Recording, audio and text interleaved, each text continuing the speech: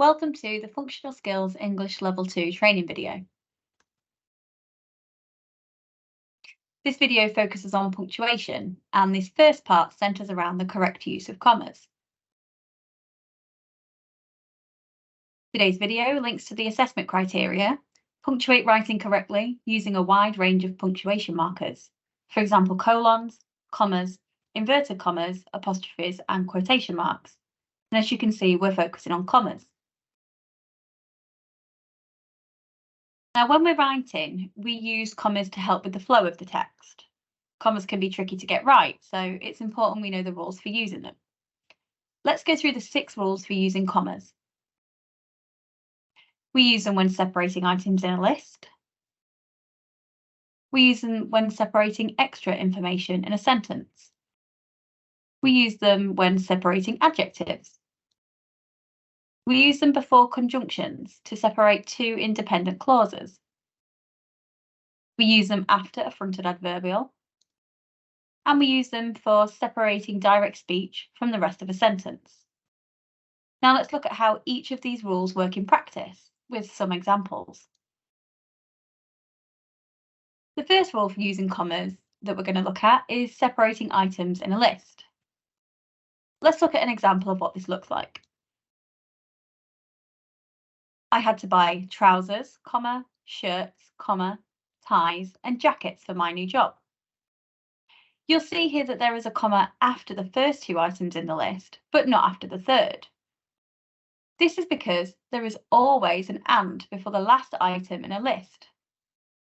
This list has 4 items, so the and comes after the third item. Separating items in a list with commas allows a sentence to read well. Let's see if you can place the commas in the correct place on the next example. I would like chopped onions, lettuce, peppers, and tomatoes in my salad. You can pause the video now while you add the commas in the correct places.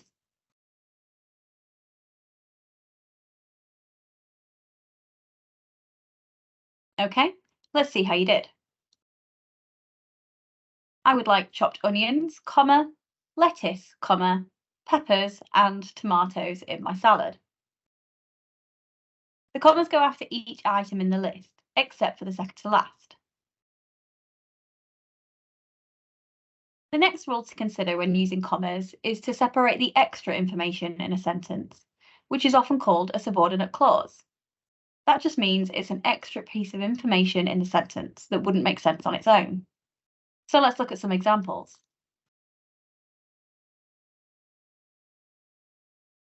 The shed, as you can see on the diagram, is too close to the rear fence.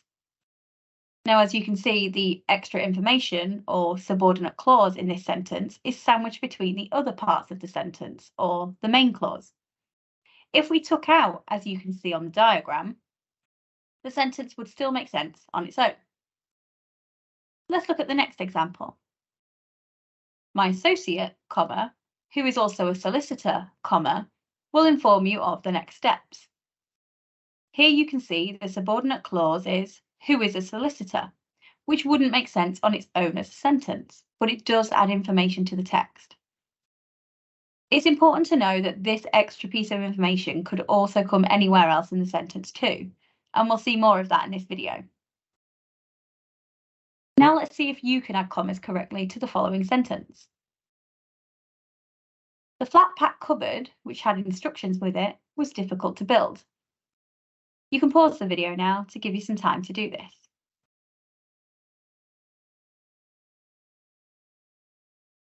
Okay, let's look at where they should go. The flat pack cupboard, which had instructions with it, was difficult to build. As you can see, the phrase which had instructions with it is extra information, so should be sandwiched between commas. Commas can also be used to separate 2 or more adjectives or describing words from one another when describing an object. Let's look at some examples. The tall, thin man stood by the window.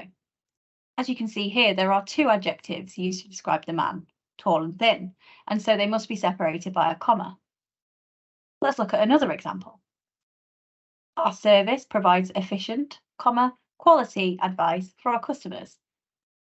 Again, there are two adjectives here, and so they must be separated by a comma. Now see if you can add commas correctly to the following sentence. I expect a swift, detailed reply from your company. You can pause now to give you some time to do this.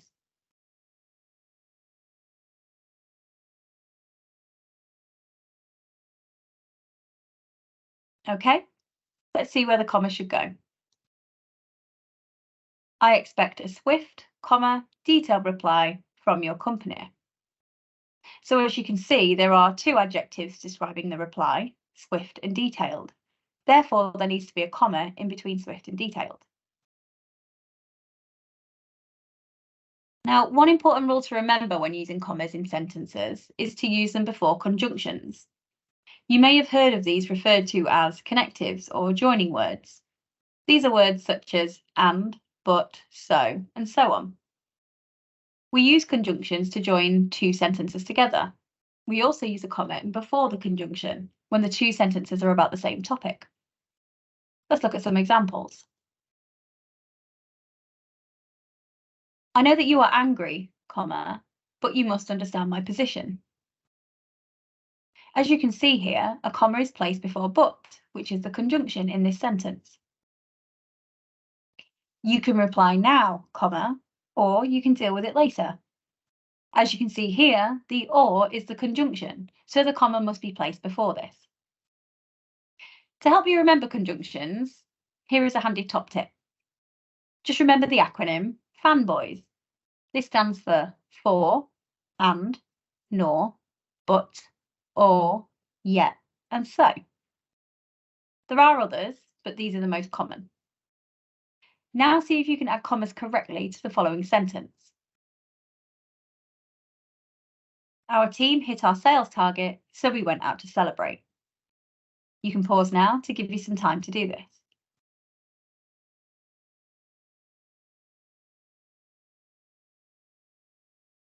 Okay, so let's look at where it should go.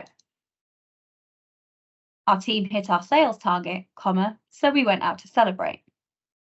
Here you can see the conjunction so, therefore the comma must be placed before this. Another common use for commas is after a fronted adverbial. This just means a word or phrase that goes at the start of the sentence to introduce the sentence. For example, later that day, the police arrested the wanted person. So the comma goes after later that day, as this is the fronted adverbial that essentially sets up the sentence. Fronted adverbials usually indicate time or place in sentences.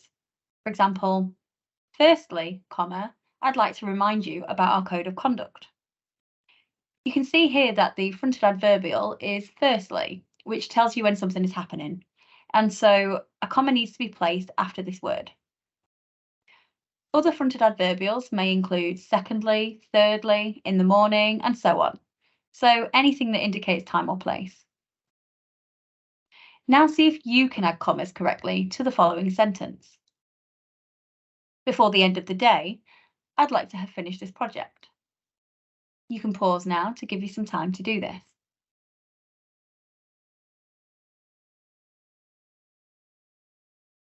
Okay, let's see where it should go. Before the end of the day, I'd like to have finished this project. The comma goes after the fronted adverbial before the end of the day, as this is a clause at the start of the sentence that indicates when something is happening. Now, the final comma rule I'm going to introduce is separating direct speech. This is less commonly seen in functional skills English. However, you may need to be aware of this if you are writing a newspaper article and you want to directly quote something that someone has said. So let's look at an example. Harriet said, I was only trying to help. As you can see here, the comma is placed after said and before the quotation marks. This separates the direct speech from the first part of the sentence. Comma must be placed before the quotation marks in this case. Let's look at another example. Certainly, the woman replied, comma. I'll get right on that for you. There are 2 commas in this example. The first after certainly to indicate that this is the first part of what the woman was saying. It's clear from this that there is more to come. The second comma is placed after replied to show that this is separate from the rest of the quotation. Again, this comma is placed before the quotation marks. Now see if you can add commas correctly to the following sentence. He said, "I've never seen anything like it." You can pause now to give you some time to do this.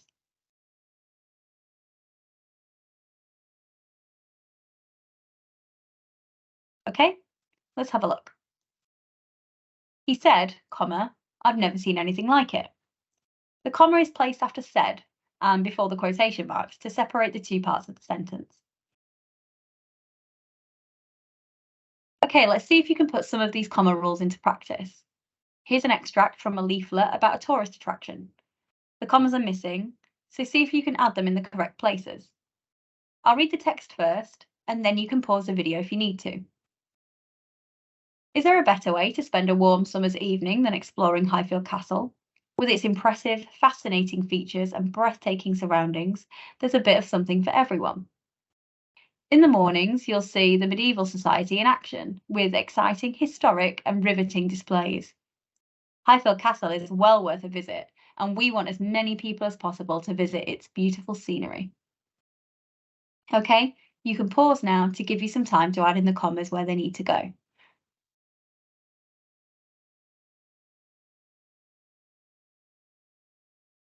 Okay, let's see how you did. So let's start with the first sentence. Is there a better way to spend a warm, summer's evening than exploring Highfield Castle?